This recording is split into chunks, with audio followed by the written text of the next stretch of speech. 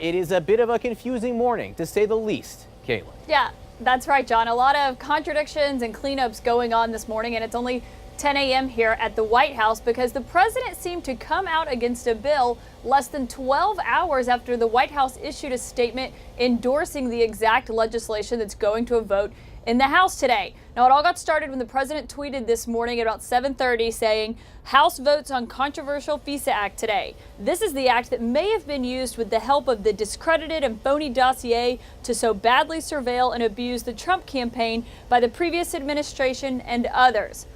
Now, that comes less than 12 hours after the press secretary, Sarah Sanders, issued a statement endorsing no changes to this amendment to this bill, saying in this statement that they urged the House to, quote, preserve the useful role FISA's Section 702 authority plays in protection of American lives. Now, those things would seem to completely contradict each other. A statement from the White House on the administration's position on this, and then a statement from the president on what the president thinks of this. So then about 90 or so minutes later, give or take, the president issues another tweet essentially cleaning up what he had said earlier, saying, "With that being said, I have personally directed the fix to the unmasking process since taking office, and today's vote is about foreign surveillance of foreign bad guys on foreign land. We need it. Get smart."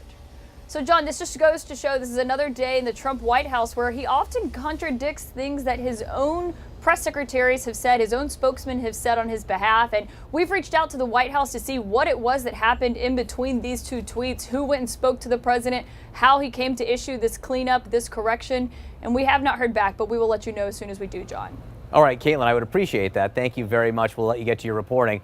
Joining us now, CNN national security and legal analyst Susan Hennessy. Now, Susan, I know you were flat out alarmed this morning. This is what you wrote. You said this was the single most dangerous and irresponsible thing the president has ever tweeted, and you added, without hyperbole. That was to his first initial statement. Why did you say that, and did he clean it up after?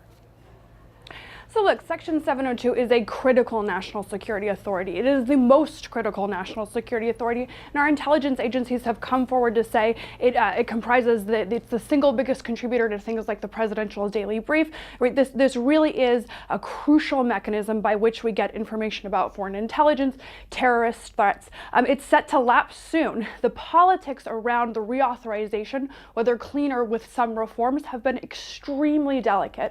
What President Trump did this morning was essentially threw a grenade into that process. The House was set to vote on potential amendments and changes to that bill today, and it essentially blew that up. We are now in a position in which this authority is potentially might actually lapse. That would have dramatic consequences on U.S. national security.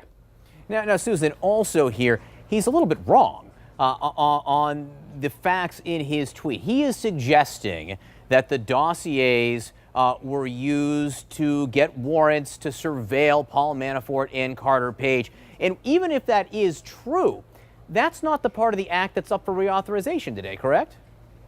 Right. So the dossier essentially has nothing to do with FISA. So the president is just sort of confused on his face. 702 is used to target foreigners reasonably believed to be outside the United States for foreign intelligence purposes. So even if it was true that this old tweet where he had accused the Obama administration of wiretapping him at Trump Tower, even if that was true, and there's no evidence to actually support that claim, the notion that 702 had anything to do with it, it would be sort of absurd to think that that's the authority that was in any way connected either to the dossier or the type of FISA surveillance that might apply to an individual within the United States.